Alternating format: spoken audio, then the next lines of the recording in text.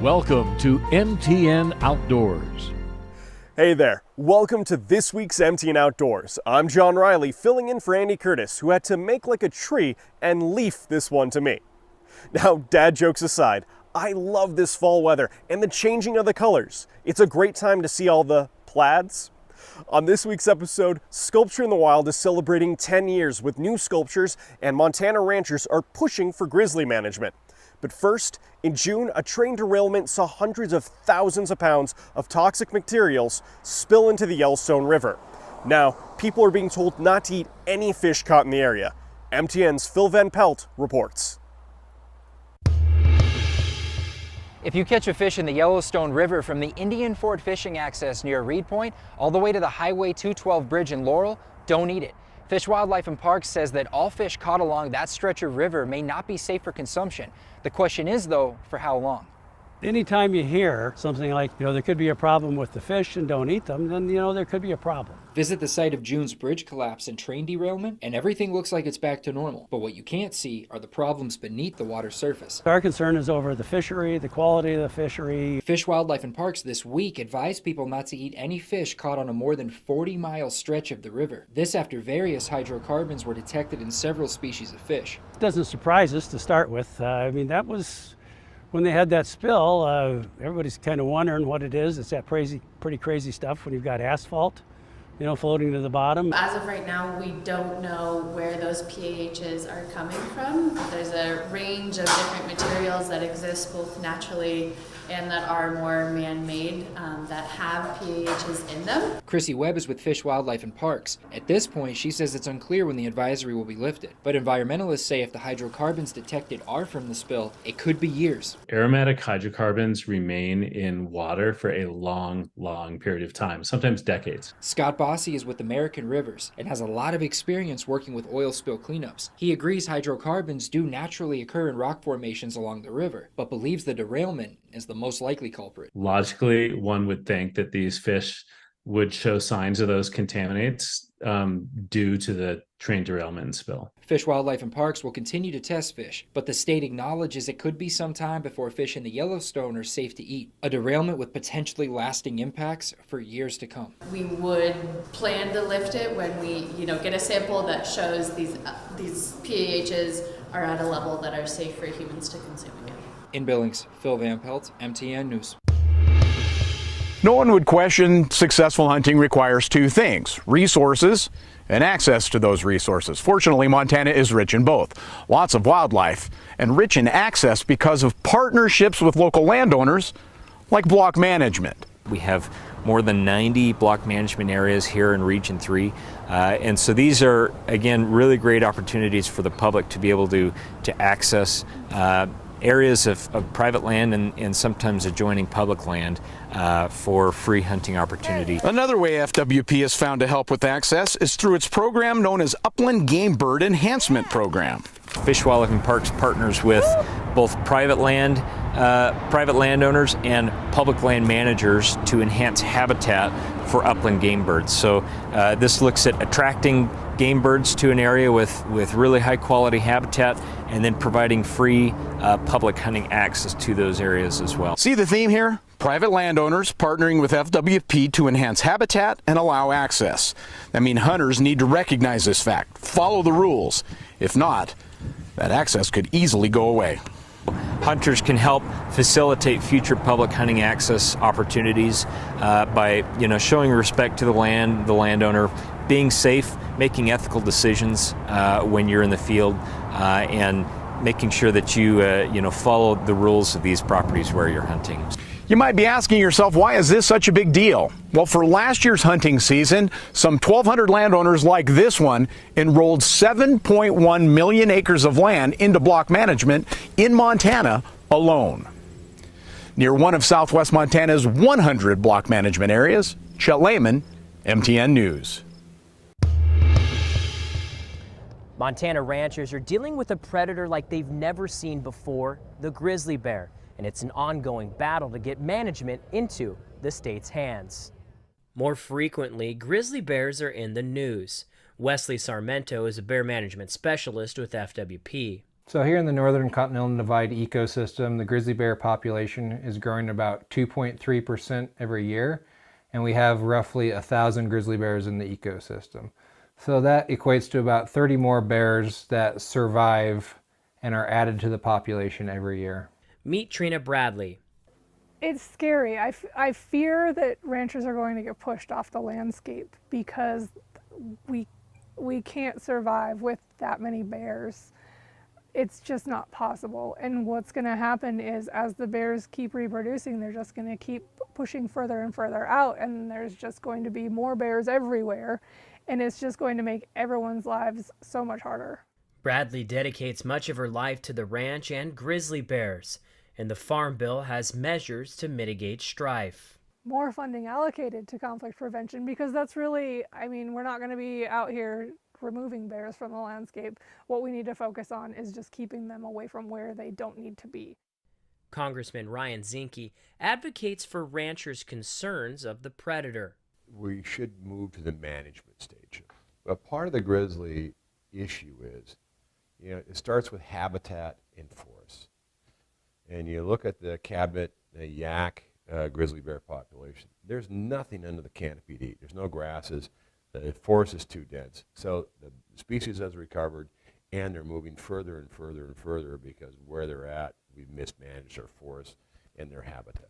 That advocacy grows in other livestock organizations. Montana stock growers firmly believes that we are ready for the bears to be delisted.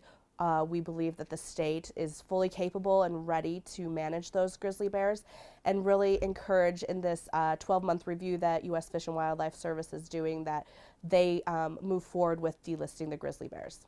Delisting an endangered species is walking a fine line, says Senator John Tester. What I would say is the grizzly is our state animal. It's Montana's state animal. We should be very proud of it. Top of the damn food chain. But we need to make sure that if they're recovered, we manage them appropriately. And if they're not recovered, we manage them appropriately.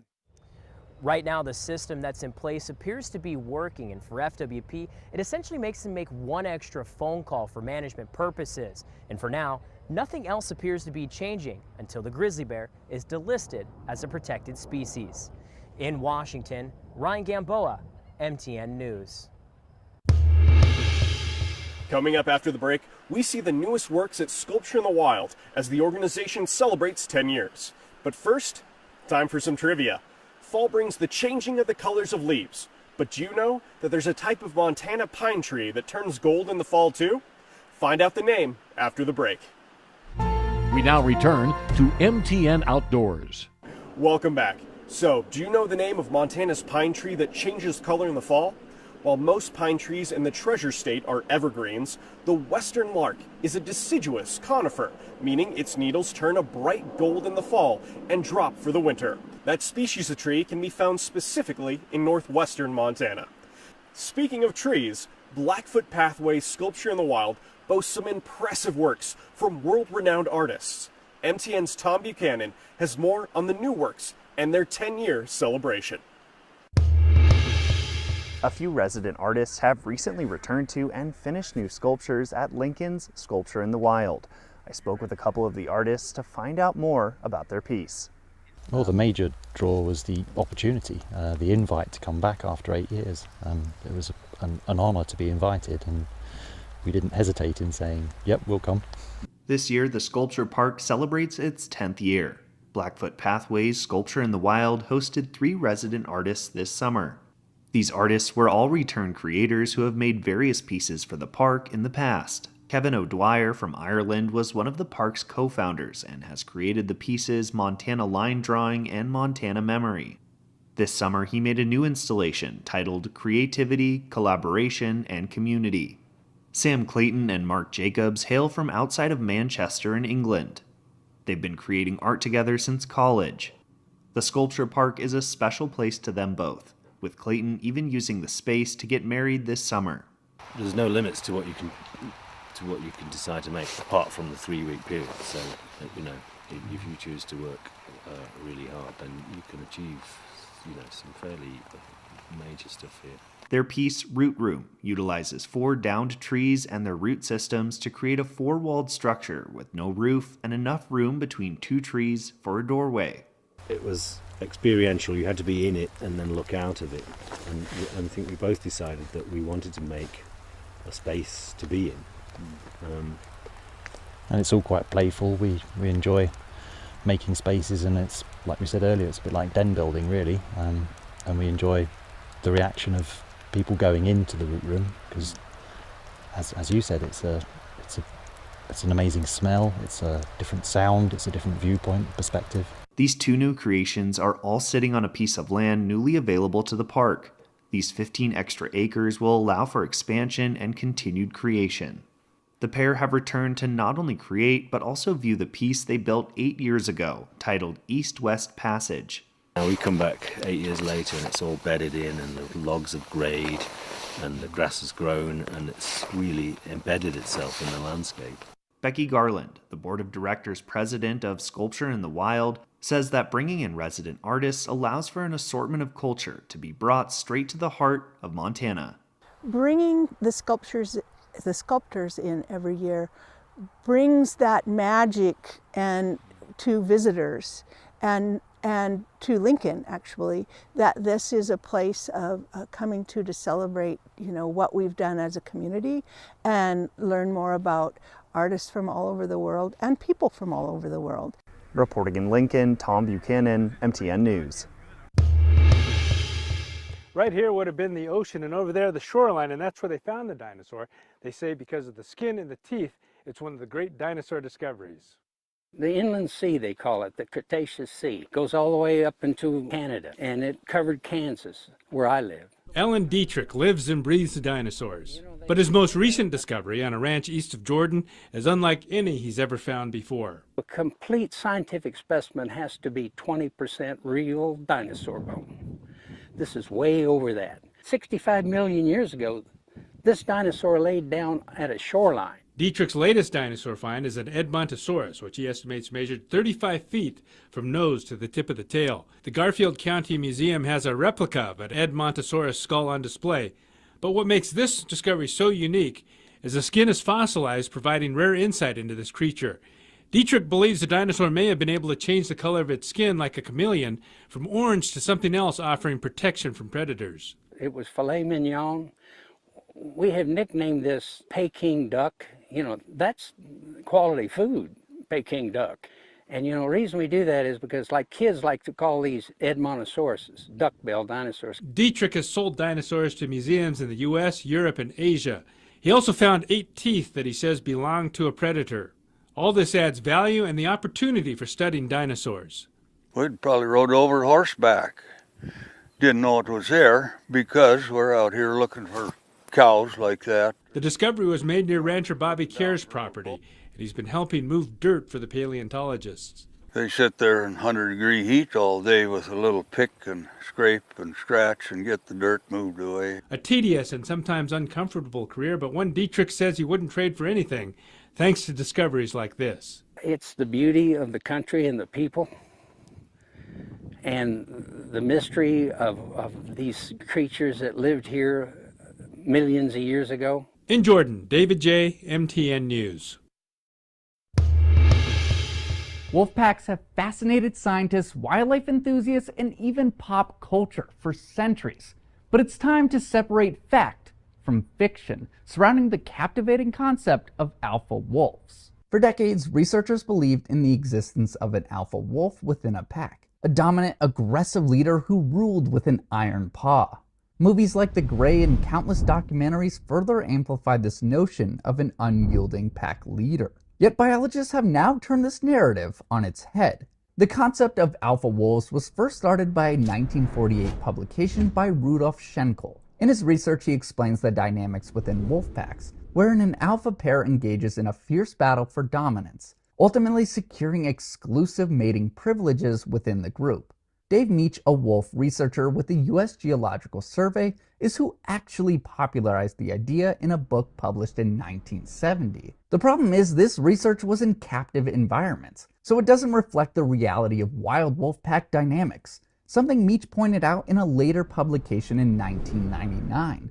In the wild, wolf packs are typically family units consisting of parents and their offspring. These packs don't have a linear hierarchy with an alpha male and an alpha female. Instead, they work together as a cohesive unit to survive and raise their young. Over the years, our understanding of wolf behavior has evolved. David Meach himself has revised his views and renounced the concept of alpha wolves, stating that he wishes he could take it all back. He even has gone as far as trying to stop publishers from printing his book.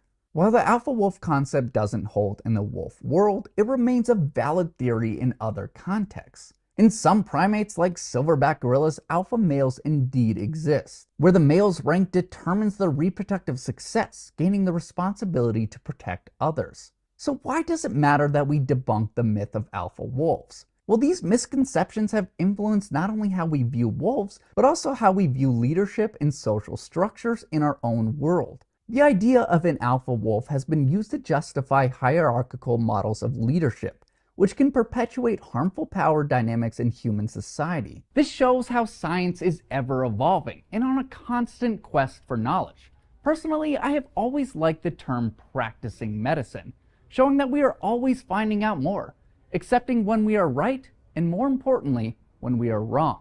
Scripps News, Tanner Saul. Coming up after the break, a Bridger veteran is gifted a significant piece of machinery, and we learn more about how to make use of indigenous plants.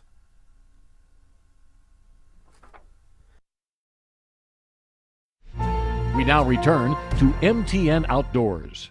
Welcome back. A Bridger family recently won a brand new tractor as part of a program that works closely with the Farmer Veteran Coalition. MTN's Charlie Kleps filed this report. Here at RC Ranch, there's 40 acres, nearly 100 animals, and a lot of hard work every single day. Fortunately, the owners are used to hard work, both veterans from the U.S. Navy, and they recently received a gift that'll make their day-to-day operations here much easier. It's a lot of work. The life of a farmer is busy. Like, we don't have spare time. That's how much work it is, I guess. There's no spare time. But it's a lifestyle Chelsea Stimson and Ryan Fraze have gotten used to, and one they say pairs well with what they learned while serving the U.S. Navy. I guess it's more of a lifestyle type of deal, and it fits veterans pretty well. But it hasn't been easy building their farm with just their hands. A lot of work, especially if you're doing it manually yourself without a tractor. Recently, Stimson applied for a grant through the Farmer Veteran Coalition, hoping to get some extra help with fencing. And at the end of the grant was the Geared to Give program application for to potentially get equipment from Kubota. I was already at the end of the application, so I figured I might as well fill that out. First, Chelsea Stimson. And that decision paid off, as Stimson was selected as one of the 5 recipients out of the 700 who applied to receive a free tractor, honored at a NASCAR race in Kansas City. It was surreal, for sure. It was surreal and exciting to be there. A lot of these folks are starting from scratch. Kubota Tractor Senior Vice President Alex Wood says people like Stimson and Fraze are exactly who this program hopes to help. We're paying respect to these folks that have really served their country twice. First time, obviously through their military service, but just as importantly in helping defeat us. The family received their tractor on Thursday and say it will be life-changing. We would not have had this in our sights anytime soon, within the timeline of what we're trying to build right now. So it is going to help us a lot. But more so, they say it's great to see an organization providing support for veterans just like themselves. There is support out there, and resources that'll help you get started in farming, or resources that'll help you improve your life as if you're already doing it. In Bridger, Charlie Kleps, MTN News. This is the traditional landscaping of universities in the United States. There's a water-thirsty lawn, there's beautiful deciduous trees, all very tidy. If you lift your eyes up to Mount Sentinel, you'll see that there's nobody up there irrigating and mowing. There's seasonal precipitation and animals using that. And there's hundreds of species in those grasslands. And down here on the lawn, there's 1 species. Using ethnobotany, the University of Montana has brought living landscapes like Mount Sentinel to 8 small gardens on campus. Ethnobotany is the study of how different groups of people use plants. The ethnobotany garden is dedicated to native plants of Montana and sharing indigenous knowledge and cultural uses about those plants. As part of American Indian Heritage Days, garden caretaker Marilyn Marler and intern Hannah Horniak offered an educational tour. I am very appreciative of the knowledge that plants have shared with indigenous people and indigenous people have shared with our communities. There are 8 small gardens, each flourishing with plants that naturally grow on the 8 different reservations around Montana. So yarrow is a plant that is native to Montana and widespread in Montana, in addition to putting it in teas for internal issues, digestive issues. If you chew it up or pound it up and make it into like a poultice and put it on a cut or something, it will stop the bleeding. The Flathead Reservation has wild rose, the Blackfeet Reservation has Oregon grape, Little Shell has wild sunflower, and Fort Peck has white sage. Actually, before religious ceremonies, this is cut off before they start to bloom, bundled together with string, dried out, and then burned like an incense for purification. Northern Cheyenne has golden currant and wild licorice. This is golden currant, which is an early bloomer, which is a big attractant for hummingbirds, and this produces tons of edible berries. The root of wild licorice is a traditional medicine for respiratory issues. To find out more usages of these plants, come to the tour, which meets outside the Payne Center on Friday at 1 p.m. If you can't make the tour, the gardens are accessible for anyone, anytime. In Missoula, Emily Brown, MTN News. Well, it's almost time to wrap things up, but first, it's time for the brag board. On this week's brag board, it's security cam and dashboard video. The first video was submitted by Eric Jocham, which catches one of Montana's worst pests, the box elder bug. If you've had to deal with them, you know. And this video was submitted by MTN's Jonathan Ambarian, featuring Helena's urban deer. Here's a fun fact, there's several different collective nouns for deer. They can be called a herd, a bevy, a wrangle, a bunch, or even a parcel of deer. And remember, if you've got any videos or pictures you want to submit, send them in to andy.curtis@ktvh.com. Thanks for joining me on this week's MTN Outdoors. I hope you're able to get out there and enjoy some of the fall colors, because it won't be long before these reds and golds are traded for a blanket of white. I'm John Riley. Have a good one, and I'll catch you later.